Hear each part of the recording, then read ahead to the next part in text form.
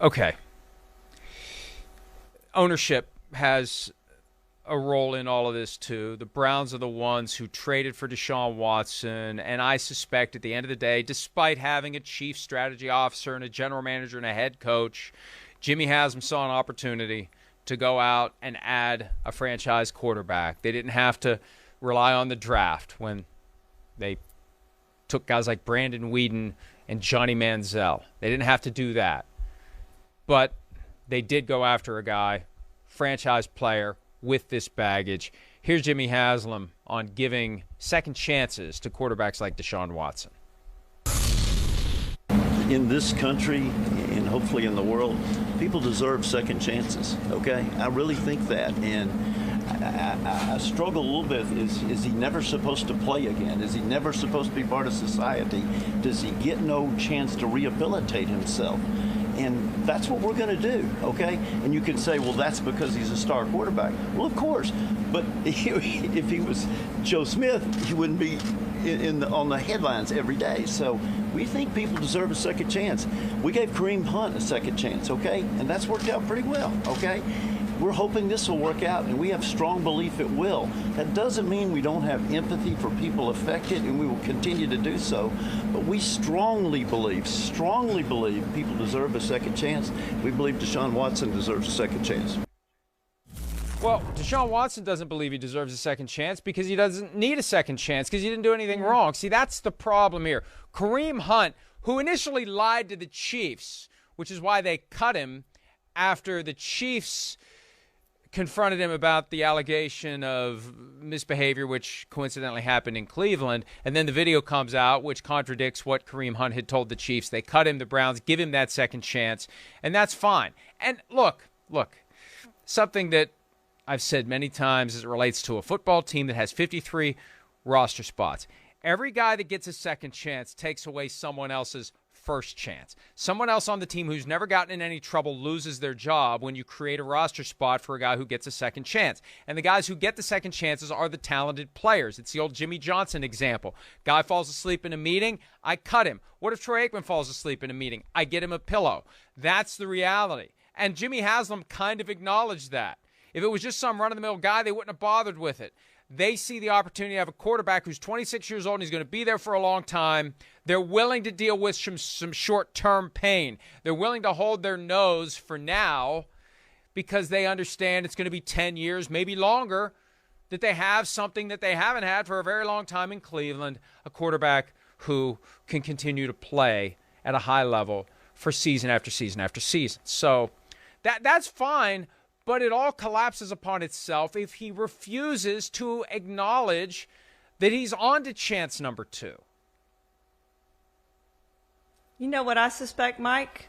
I suspect teams like the Saints, the Panthers, the Falcons, the Dolphins were watching this yesterday and saying, thank God we didn't end up with Deshaun Watson. Thank God that he's in Cleveland and not here based on everything that happened yesterday. I think those teams that were in the running to get Deshaun Watson were thanking the Browns for stepping in and giving him a fully guaranteed contract so they didn't have to go through what the Browns went through yesterday with this guy. And that is what it's all about. I mean, he said it. It's about the future. It's about finding that franchise quarterback, and perhaps they've done that, but they're going through a lot of stuff right now to get there, Mike. And I don't know if they expected – they said they would do the same thing over again, but I don't know if they expected everything that's happened since they traded for and signed Deshaun Watson to that big contract. Would they really do it over again? I don't know. I don't know that they would, Mike. And, of course, they will insist that they would because they have no other alternative at this point. But, you know, the fundamental question comes down to this.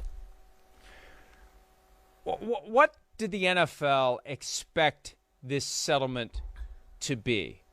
Is it like the standard civil settlement where the defendant always includes language saying this isn't an admission of guilt, I admit nothing, this is just a business transaction aimed at resolving this in an amicable way to bring closure to both sides?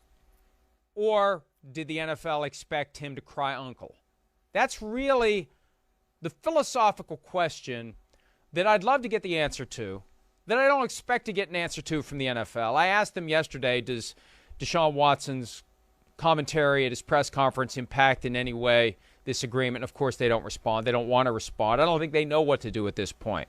But I think the real question is this. For Roger Goodell, for Jeff Pash, for whoever from the league was involved in negotiating this thing, is this the standard civil settlement agreement where the person who was facing something worse accepts something less than that and says, I reserve the right to say I didn't do it? Or is it a situation where the NFL expects an acknowledgement that there was something done that justified, required, necessitated a suspension, a fine, and evaluation and treatment? And that's the key. The expectation that there will be evaluation and treatment tells me this isn't the, hey, I get to still say I didn't do anything wrong type of a settlement. This is the, I did it, I'm throwing myself on the mercy of the shield, and I'm happy to only be suspended for 11 games because I'm going to go make this right. I'm going to get my evaluation. I'm going to get my treatment. I'm going to fully embrace my reckoning and be grateful for my second chance, because that's clearly not what they're getting. I think that's the core question, and I think we know the answer. Yeah, I don't think I've watched the press conference. I listened to the press conference twice, and I don't know. And it just dawned on me that this was a key question to ask. Do you even think you need counseling based on what you just said? Because if you're innocent, what do you need counseling for? If you see yourself as innocent, so I think there's. If they do get to ask those questions, Mike, the next time they talk to Deshaun Watson, and he is going to answer them, I think that's it. Why do you think you need counseling? The NFL obviously thinks you need counseling. Why do you think you need counseling? Or do you not think you need counseling based on what you said in your press conference? And I don't think he does. I don't think he thinks he needs counseling or treatment because he thinks he did nothing wrong in this entire saga that's lasted a year and a half now. So, they've got a big project here with him in counseling. Whoever's going to handle that, and I don't think we know the answer to who's going to handle that and how that's going to work out and where he has to go and who he has to see. But they've got a big project on their hands with Deshaun Watson.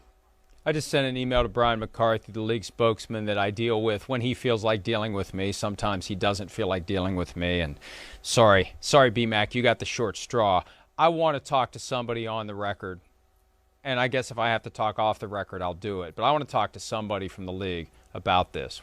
I think it's a fair question. If everybody from the Browns is going to parade in front of the microphone yesterday to talk about this, see, the league was smart. They didn't say anything.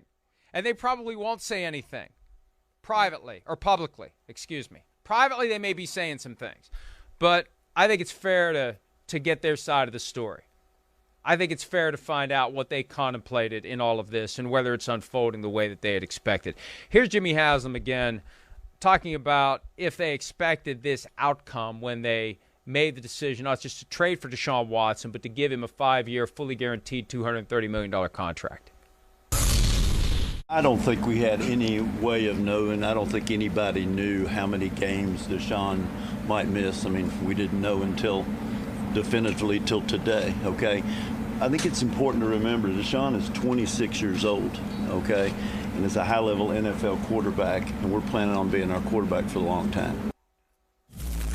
Man, that's as stark as you can get it. Hey, folks, we don't give a shit about any of that other stuff. We got us a quarterback for the next 10 years. So leave us alone with all. We knew we were buying into a mess. We knew it was going to be a mess. We didn't know how big of a mess it was going to be, but we'll happily mop it up because we got a guy under contract for 5 years that we intend to keep indefinitely. So leave us alone, please. I mean, that's the attitude. And they hey, when they did the deal, they sold their soul. They did it. So this is just another step along the way. They knew when they made this transaction, at some point there's going to be a final decision on how long he's out. They knew at some point they're going to have to stand up and say what they said yesterday, and They go back to counting the days until Deshaun Watson can help take the Browns to places the Browns have never been, or at least haven't been in years. AFC Championship. It's been a long time since the back-to-back games against the Denver Broncos, 87 and 88, when they almost got to the Super Bowl. Never been to the Super Bowl. And this is why I continue to feel bad for Browns fans who are caught in this weird spot that the team has made. They're trying to deliver a quarterback who can take the team to the Super Bowl and bring championships to Cleveland. But at the same time, they brought this baggage onto the franchise that we thought was going to be shed yesterday to a certain extent. And based upon the way Watson handled himself, it's still there. And it's still fixable. You know what? Deshaun Watson at any time could have another press conference. At any time could post a tweet. Right. At any time could go on the record with someone saying, you know, yesterday things were happening pretty quick. Now I understand. I've talked to some people. I understand. And I do acknowledge. I don't even know that would work now, because once you talk out of both sides of your mouth, when you talk again, people don't know which side of your mouth you're talking out of. Well, and that's why he needs to wait until he does go to counseling, Mike. And you're right. He needs to say, oh, I've, been through counseling and figured out that what I did was wrong, and I'm now ready to move forward with my life and my career based on this won't ever happen again. And, you're right, Mike. He could talk at any point. It's going to be a long time till we hear from him. But I do hope that we have some of those answers from him. I do hope that counseling helps him understand what he did and what he said were wrong, flat out wrong, that there was no apology, there was no accountability, there was no remorsefulness, there was nothing there that we expected to hear yesterday. And, if I'm those women sitting there watching that, I can't imagine.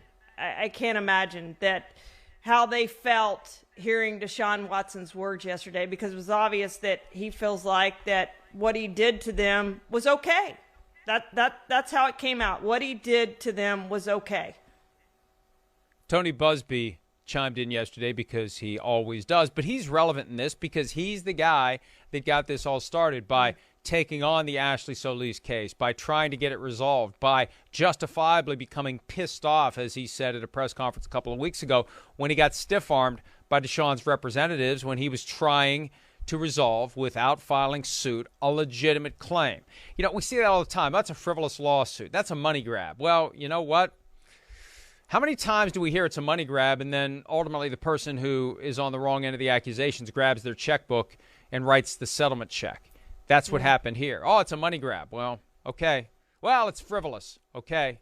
Tony Busby had this to say about the NFL's final punishment of Deshaun Watson. By settling the matter the way he has, Roger Goodell has proven one of two things. Either his recent rhetoric was utter baloney, or his bark is much worse than his bite. My belief is that he is nothing more than a paper tiger.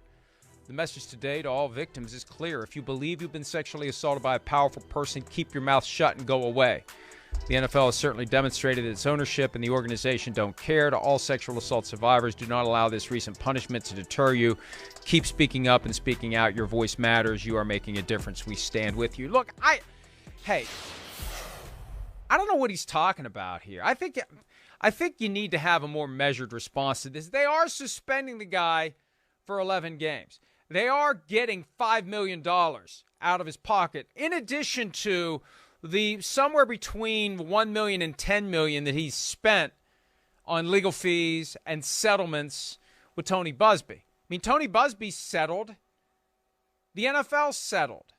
So I got no problem with the guy speaking out, but I think that he's maybe going a little too far here.